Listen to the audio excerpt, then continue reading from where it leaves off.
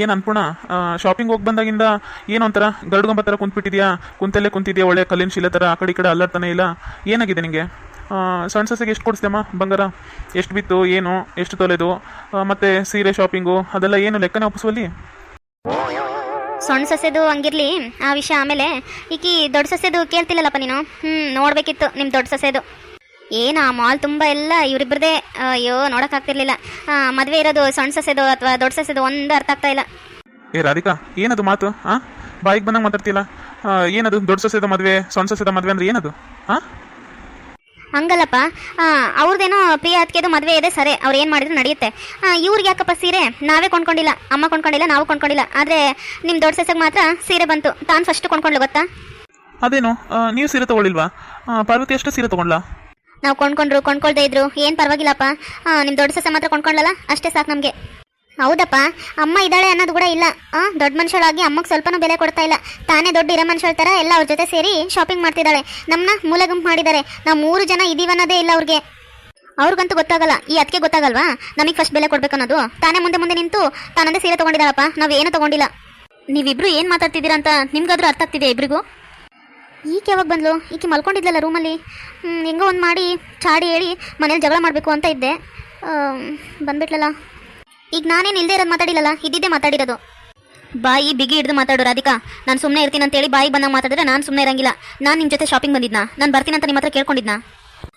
ಮಾವ, ಅದು ಏನಾಯಿತು ಅಂದರೆ, ಇವರು ನನ್ನ ಶಾಪಿಂಗ್ ಮೊದಲು ಕರೆದಿರಲಿಲ್ಲ. ಆದರೆ ಪ್ರಿಯಾ ಏನು ಮಾಡಿಲ್ಲ ಅಂದರೆ ಫೋನ್ ಮಾಡಿ ನೀನು ಬರಲೇಬೇಕು ಅಂತ ತುಂಬ ಒತ್ತಾಯ ಮಾಡಿದ್ಲು. ಅಲ್ಲಿ ಹೋದ್ಮೇಲೆ ಏನಾಯಿತು ಅಂತ ಎಲ್ಲ ಹೇಳ್ತೀನಿ.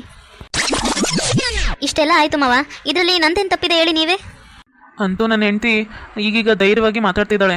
ಎದುರಿಸಿ ಏನು ಯಾಕೆ ಅಂತ ಪ್ರಶ್ನೆ ಮಾಡ್ತಿದ್ದಾಳೆ. ಮೊದಲಾದರೆ ಇವ್ರು ಹೆಂಗಂದ್ರು ಹಂಗೆ ಅನ್ಸ್ಕೊಂಡಿರ್ತಾ ಇದ್ಲು. ನಂಗಂತೂ ತುಂಬ ಖುಷಿ ಆಗ್ತಿದೆ. ನನ್ನ ಹೆಂಡತಿ ತನಗಾಗಿ ತಾನು ಸ್ಟ್ಯಾಂಡ್ ತಗೋತಿದ್ದಾಳಲ್ಲ, ನಿಜವಾಗ್ಲೂ ಖುಷಿ ಆಗ್ತಿದೆ. ಅನ್ಪೂರ್ಣ, ಪಾರ್ವತಿ ಹೇಳ್ತಿರೋದು ನಿಜನಾ? ಅವ್ಳಿಗಿನ್ನ ನೀನು ಶಾಪಿಂಗ್ ಕರ್ಕೊಂಡು ಹೋಗಿರ್ಲಿಲ್ವಾ? ಪ್ರಿಯಾ ಹೇಳಿದ್ಮೇಲೆ ನೀನು ಫೋನ್ ಮಾಡಿ ಕರೆದಿಯಾ? ಅದು ಇಲ್ಲ ರೀ, ತಂಗೇನೋ ಆಫೀಸಲ್ಲಿ ಕೆಲಸ ಇತ್ತಂತೆ. ಮತ್ತು ಕೆಲಸ ಬಿಡಿಸೋದೇನೋ ಆಫೀಸಲ್ಲಿ ಇಂಪಾರ್ಟೆಂಟ್ ಇರ್ತಾವಲ್ಲ, ಹಂಗಾಗಿ ಯಾಕೆ ಬಿಡು ಅಂತೇಳಿ ಹಂಗೆ ಮಾಡಿ ಬಿಟ್ಟೋಗಿದ್ದೆ. ನಾಚಿಕೆ ಆಗಿಲ್ಲ ನಿನಗೆ? ಮನೆ ದೊಡ್ಡ ಸೊಸೆನ ಬಿಟ್ಟು ಶಾಪಿಂಗ್ ಹೋಗಿದ್ಯಾ? ಅವ್ರು ಬೀಗ್ರನ್ನ ಏನು ಅನ್ಕೊಂಡಾರ ಅನ್ನೋದಿಲ್ಲ ನಿನಗೆ? ಅವರೇ ಕರೆದಿದ್ದಾರೆ. ನಿನ್ನ ನಾಚಿಕೆ ಗೊಟ್ಟೋಳ ನೋಡಿ. ಆಫೀಸಲ್ಲಿ ಇದ್ದು ಹುಡುಗಿನ ಕರೆದಿದ್ದು ನೀನೇ, ಸೀರೆ ಕೊಡಿಸಿದ್ದು ನೀವೇ. ಈಗ ಮತ್ತೇನು ಮನೆಗೆ ಬಂದಮೇಲೆ ಈ ಪಂಚಾಯತಿ? ಇದೆ, ನೀವು ಕೊಡಿಸಿರೋ ಸೀರೆ ತಗೊಳ್ಳಿ, ನನಗೇನು ಬೇಕಾಗಿಲ್ಲ. ಮದುವೆ ಕೂಡ ಅಷ್ಟೇ, ನೀವು ಕರೆದ್ರೆ ಅಷ್ಟೇ ಬರ್ತೀನಿ. ನಿಮ್ಗೆ ಇಷ್ಟ ಇಲ್ಲ ಅಂದರೆ ನಾನು ಬರೋಕ್ಕೆ ಹೋಗಲ್ಲ. ನಾನು ಬೇಕಾದ್ರೆ ಮನೇಲೇ ಇರ್ತೀನಿ ಆರಾಮಾಗಿ. ಅದು ಬಿಟ್ಟು ನಾನು ಮಾಡದೇ ಇರೋ ತಪ್ಪನೆಲ್ಲ ನನ್ನ ಮೇಲೆ ಹಾಕಕ್ಕೆ ಬಂದರೆ ನಾನು ಸುಮ್ಮನೆ ಇರಂಗಿಲ್ಲ. ಇತ್ತೀಚೆಗೆ ಯಾಕೋ ಈಕಿ ಜಾಸ್ತಿ ಆಯ್ತಲ್ಲ. ಮೊದಲು ನಾವು ಹೆಂಗಂದ್ರೂ ಹಂಗೆ ಅಂದ್ಕೊಂಡು ಸುಮ್ಮನೆ ಇರ್ತಿದ್ಲು ಬಾಯಿ ಮುಚ್ಕೊಂಡು. ಈಗೀಗ ಯಾಕೋ ಜಾಸ್ತಿ ಆಯ್ತಪ್ಪ ಈಕಿದು. ಎದುರೆದ್ರೆ ಮಾತಾಡ್ತಾಳ. ಏನು ಕತೆ? ಏನಾಯ್ತು ಈ ಹುಡುಗಿಗೆ?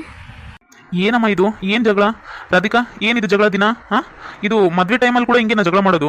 ದಿನ ಇದ್ದಿದ್ದೆ ಜಗಳ. ಅಟ್ಲೀಸ್ಟ್ ಈಗ ಮದುವೆ ಟೈಮಲ್ಲಾದ್ರೂ ನಾರ್ಮಲ್ ಆಗಿರಬೇಕು, ಖುಷಿ ಖುಷಿಯಿಂದ ಸಂಭ್ರಮದಿಂದ ಇರಬೇಕನ್ನೋ ಕಾಮನ್ ಸೆನ್ಸ್ ಕೂಡ ಬೇಡವಾ ನಿಮಗೆ? ಏನು ಬರೀ ಜಗಳ ತೆಗಿತಿರ್ತೀವಿ ಮನೇಲಿ? ಎಲ್ಲರ ಮನೇಲಿ ಮದುವೆ ಅಂದರೆ ಅದೆಷ್ಟು ಸಂಭ್ರಮ, ಅದೆಷ್ಟು ಖುಷಿಯಿಂದ ಲವಲವಿಕೆಯಿಂದ ಇರ್ತಾರೋ ಏನೋ. ನೀವಿದ್ದೀರಾ ಬರೀ ಜಗಳ, ಬರೀ ಮುಖ ಸುಡೋದು. ಇನ್ನು ಮದುವೆ ಮುಗಿಯೋಷ್ಟರೊಳಗೆ ಎಷ್ಟು ಜಗಳ ಮಾಡ್ತಿರೋ, ಇನ್ನು ಎಷ್ಟೆಷ್ಟು ರಂಪ ರಾಮಾಯಣ ಆಗುತ್ತೋ ಏನೋ, ನಂಗಂತೂ ಒಂದು ಅರ್ಥ ಆಗ್ತಾ ಇಲ್ಲ. ಸ್ವಲ್ಪನಾದ್ರೂ ಸೈಲೆಂಟ್ ಆಗಿರೋಕ್ಕಾಗಲ್ವಾ? ಪಾರ್ವತಿ, ಸ್ವಲ್ಪ ನೀರು ತಗೊಂಬಾ ಕುಡಿಯೋಕ್ಕೆ. ತಗೊಳ್ಳಿ ನೀರು.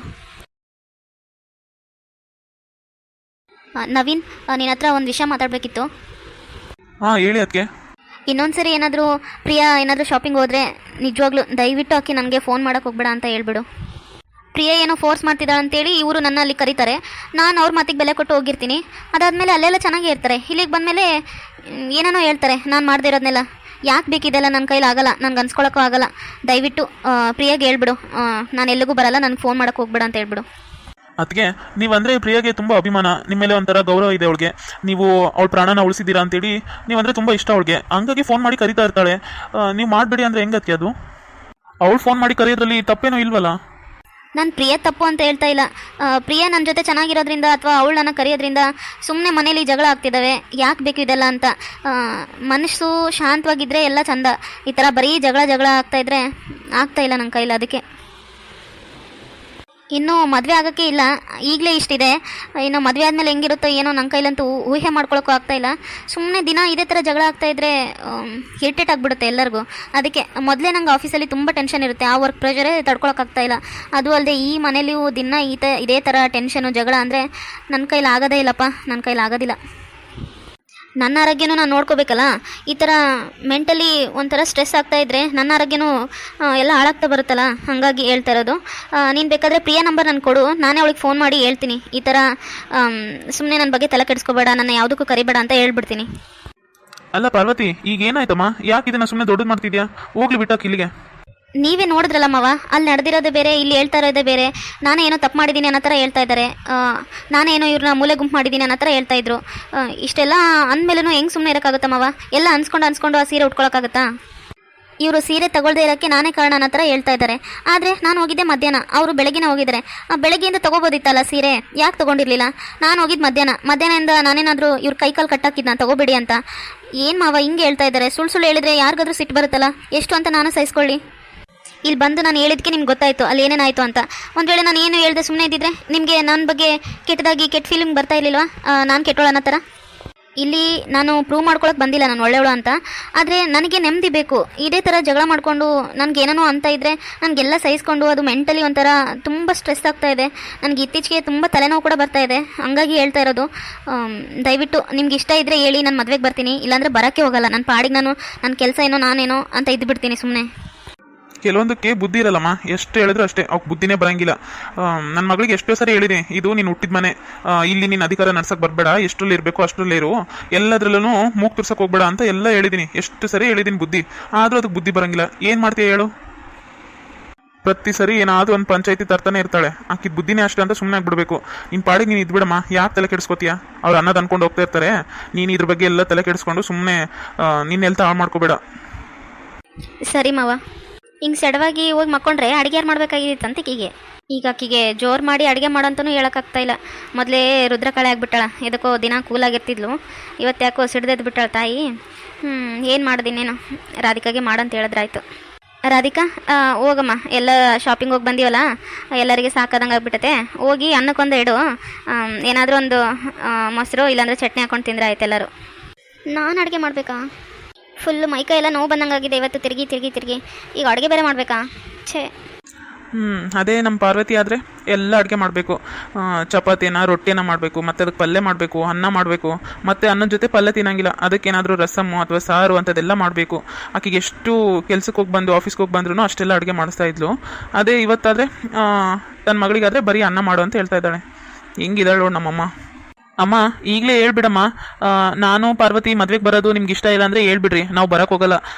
ಈಗಲೇ ನಿನ್ನ ಮಗಳನ್ನ ಮತ್ತು ನಿನಗೆ ಯೋಚನೆ ಮಾಡಿ ಹೇಳ್ಬಿಡ್ರಿ. ಸುಮ್ಮನೆ ನಾವು ಅಲ್ಲಿಗೆ ಬಂದು ಎಲ್ಲರ ಮುಂದೆ ಅವಮಾನ ಆಗೋ ಥರ ನೀವೇನಾದರೂ ಒಂದು ಚುಚ್ಚಿ ಮಾತಾಡೋದು, ಆಗ ನಾನು ಮಾತ್ರ ಸುಮ್ಮನೆ ಇರೋಂಗಿಲ್ಲ. ನಾನು ಸುಮ್ಮನೆ ಇರಲ್ಲ, ಪಾರ್ವತಿನೂ ಸುಮ್ಮನೆ ಇರಲ್ಲ. ನಿಮ್ಗೆ ಇಷ್ಟ ಇಲ್ಲ ಅಂದರೆ ಡೈರೆಕ್ಟಾಗಿ ಹೇಳ್ಬಿಡ್ರಿ, ನಮಗೆ ಯಾವ ಅಭ್ಯಂತರನೂ ಇಲ್ಲ. ನೀವು ಬರ್ರಿ ಅಂದರೆ ಬರ್ತೀವಿ, ಬೇಡ ಅಂದರೆ ಬರೋಂಗಿಲ್ಲ. ಇದೇನಣ್ಣ ಹಿಂಗಂತಿದ್ಯಾ? ನೀನು ಅದಕ್ಕೆ ಇಲ್ಲದೆ ನಾನು ಮದುವೆ ಆಗಬೇಕಾ? ನೀವಿಬ್ಬರು ಈ ಮನೆಗೆ ದೊಡ್ಡ ಮಗ ದೊಡ್ಡ ಸೊಸೆ ಆಗ್ತೀರಾ, ನನಗೆ ಅಣ್ಣ ಅತ್ತಿಗೆ ಆಗ್ತೀರಾ. ನೀವಿಲ್ಲದೆ ನಾನು ಮದುವೆ ಆಗಬೇಕಾ? ನೀವೇನು ಬೇರೆಯವರಾ? ನೀವು ನನ್ನ ಸ್ವಂತ ಅಣ್ಣ ಅತ್ತಿಗೆ ಅಲ್ಲ. ಯಾರೂ ಬರಬೇಡ ಅಂದರೆ ಅಥವಾ ಯಾರಿಗೂ ಇಷ್ಟ ಇಲ್ಲ ಅಂತ ನೀವು ಮದುವೆಗೆ ಬರೋದು ಬಿಡ್ತೀರಾ? ರಾಧಿಕಾ ಈ ಮನೆ ಮಗಳು, ಅವಳಿಗೆ ಈಗಾಗಲೇ ಮದುವೆ ಆಗಿದೆ. ನಾನು ಹೋಗಿ ಕರೆದ್ರೆ ಮಾತ್ರ ಆಕಿ ಮದುವೆಗೆ ಬರೋದು. ಆದರೆ ತಾನು ಮದುವೆ ಆದ್ರೂ ಇಲ್ಲೇ ಬಂದು ಕೂತಿದ್ದಾಳೆ. ನಿನ್ನ ಬರಬೇಡ ಮದುವೆಗೆ ಅಂತ ಹೇಳೋಕ್ಕೆ ಆಕೆಗೆ ಯಾವ ಅಧಿಕಾರನೂ ಇಲ್ಲ ಅಣ್ಣ. ನಿನಗೆ ಅವ್ರ ಪರ್ಮಿಷನ್ ಅವಶ್ಯಕತೆ ಇಲ್ಲ. ಅವ್ರ ಬಗ್ಗೆ ನಂಗೆ ಗೊತ್ತಿಲ್ಲ ಅಣ್ಣ. ನಾನು ನನ್ನ ಮದುವೆಗೆ ನೀವಿಬ್ಬರೂ ಕರಿತಾ ಇದ್ದೀನಿ, ನೀವಿಬ್ಬರು ಬರಲೇಬೇಕು. ಇಬ್ಬರು ನಿನ್ನ ಮದುವೆಗೆ ಬರ್ತೀವಿ ನವೀನ್.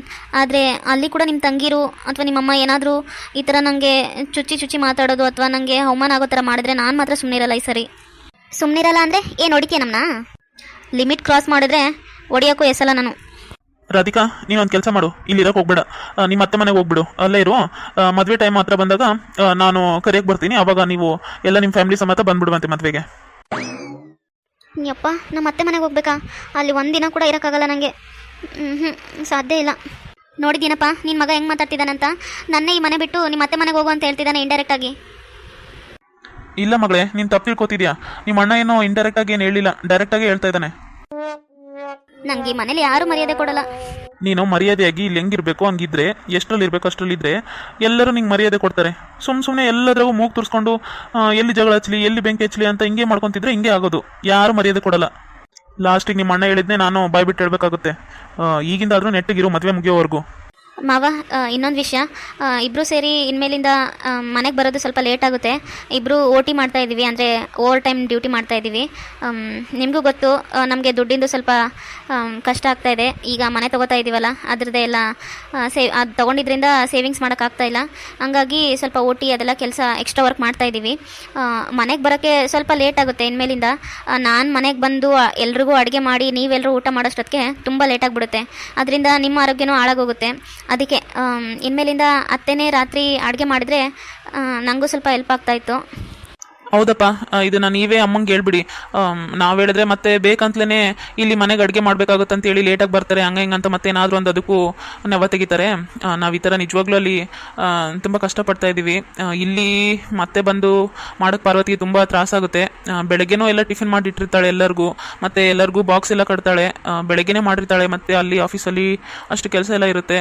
ಮತ್ತೆ ಇಲ್ಲಿ ಬಂದು ಮಾಡಬೇಕಂದ್ರೆ ನನ್ನ ಹೆಂಡ್ತಿನೂ ಆರೋಗ್ಯ ನಾನು ನೋಡ್ಕೋಬೇಕಲ್ಲ. ಅದಕ್ಕೆ ಅಪ್ಪ, ಹೆಂಗೋ ಅಮ್ಮ ಮನೇಲೇ ಇರ್ತಾರಲ್ಲ, ಬೆಳಗ್ಗೆ ಏನು ಮಾಡಲ್ಲ, ಮಧ್ಯಾಹ್ನನೂ ಮಾಡಲ್ಲ. ಒಂದೊಂದು ಸರಿ ಮಧ್ಯಾಹ್ನದೇ ಎಲ್ಲ ಪಲ್ಯ ಎಲ್ಲ ಉಳಿದಿರುತ್ತಲ್ಲ, ಬೇಕಾದರೆ ರಾತ್ರಿಗೆ ರೈಸು ಆ ಥರದ್ದು ಏನಾದರೂ ಒಂದು ಚಪಾತಿ ಮಾಡಿದ್ರೆ ಸಾಕು. ರಾತ್ರಿದೆಲ್ಲ ಅಮ್ಮನೇ ನೋಡ್ಕೊಂಡ್ರೆ ಚೆನ್ನಾಗಿರುತ್ತೆ, ಅಮ್ಮ ಮತ್ತು ದೀಪ. ಕೆಲಸ ಮಾಡಲ್ಲ, ಬರೀ ತಿನ್ನೋಕ್ಕಷ್ಟೇ ಮನೆಗೆ ಬರ್ತಾರೆ ರಾತ್ರಿ ಅಂತ ನಿಮ್ಗೇನಾದರೂ ಫೀಲಿಂಗ್ ಇದ್ದರೆ ಆ ಥರ ಹೇಳ್ಬಿಡ್ರಿ, ಬೇಕಾದ್ರೆ ನಾವು ಬೇರೆ ಮನೆ ಮಾಡ್ಕೊಂಡು ಹೋಗ್ತೀವಿ. ಅನ್ಪೂರ್ಣ, ಕೇಳಿಸ್ಕೊಂಡಿಯಲ್ಲ, ಏನಂತ ಹೇಳು. ಈಗಿಂದ ರಾತ್ರಿ ಅಡುಗೆ ಮಾಡ್ತೀಯ ತಾನೆ ನೀನೆ? ಇವ್ರ ಮನೆ ಬಿಟ್ಟೋದ್ರೆ ನಮಗೆ ದುಡ್ಡು ತಂದು ಕೊಡೋರು ಯಾರು? ಮತ್ತು ಈ ಮನೆ ಕೆಲಸ ಮಾಡೋರೆಲ್ಲ ಯಾರು? ಈಕಿದ್ದಿದ್ರೆ ಎಲ್ಲ ಮಾಡ್ಕೊಂಡು ಹೋಗ್ತಿದ್ಲು. ಹೆಂಗೋ ಬೆಳಗ್ಗೆ ಎಲ್ಲ ಈಕೆ ಮಾಡ್ತಾಳೆ ಎಲ್ಲ ಕೆಲಸ, ಇನ್ನು ರಾತ್ರಿದೊಂದೇ ಅಲ್ಲ ಅಡುಗೆ ಮಾಡಿದ್ರೆ ಆಯಿತು. ಹೆಂಗೋ ಒಂದು ದೀಪ ನಾನು ಸೇರಿ ಮಾಡ್ತೀವೇನೋ ಒಂದು. ಆಯಿತು, ರಾತ್ರಿದೆಲ್ಲ ಅಡುಗೆ ನಾನೇ ಮಾಡ್ಕೊತೀನಿ. ನೀವೇನು ಬೇರೆ ಮನೆ ಮಾಡೋದು ಬೇಡ. ಸರಿ, ನಡೀರಿನಾ, ನಡೀರಿ. ಏನೇನು ಕೆಲಸ ಇದಾವೋ ಮಾಡ್ಕೊಳ್ಳಿ, ಹೋಗ್ರಿ. ರಾಧಿಕಾ, ನೀನು ಹೋಗು, ಅಡುಗೆ ಮಾಡೋಗು. ರಾಧಿಕಾ, ದೀಪ, ಇಬ್ಬರು ಸ್ವಲ್ಪ ಹುಷಾರಾಗಿರ್ರಿ. ಎಲ್ಲನೂ ಎಲ್ಲರ ಮುಂದೆನೇ ಹೇಳ್ಕೊಳಕ್ಕೆ ಹೋಗ್ಬೇಡ್ರಿ. ಎಲ್ಲಿ ಹೆಂಗೆ ಬತ್ತಿಡಬೇಕು ಹಂಗೆ ಇಡೋದು ಕಲ್ತ್ಕೊಡ್ರಿ. ನನಗೂ ಅರ್ಥ ಆಗ್ತಾ ಇದಮ್ಮ, ಯಾರ್ಯಾರು ಹೆಂಗೆ ಅಂತ. ಹೊಟ್ಟೆಲಿ ಹುಟ್ಟಿರೋ ಮಕ್ಳಿಗಿಂತ ತಂಗಿರ್ಕಿಂತ ಯಾರೋ ನಿನ್ನೆ ಮನೆ ಬಂದಿರೋಳೆ ಹೆಚ್ಚಾಗಿ ಬಿಟ್ಟಿದ್ದಾಳೆ ಈ ಮನೇಲಿ ಎಲ್ಲರಿಗೂ. ಇರಲಿ, ಏನು ಮಾಡಬೇಕು ಅಂತ ನನಗೂ ಗೊತ್ತು. ಸರಿ, ನಡೀರಿ. ಅಡುಗೆ ಏನಾದರೂ ಮಾಡೋಣ ರಾತ್ರಿಗೆ. ಇನ್ನೇನಾಕಿ ಸೆಡವಾಗಿ ಹೋಗಿ ಮಕ್ಕಳಲ್ಲ. ಆಯ್ತು, ಇನ್ನು ಬಂದಾಕಿ ಅಡುಗೆ ಮಾಡೋಂಗಿಲ್ಲ, ನಾವೇನಾದರೂ ಒಂದು ಮಾಡಬೇಕು.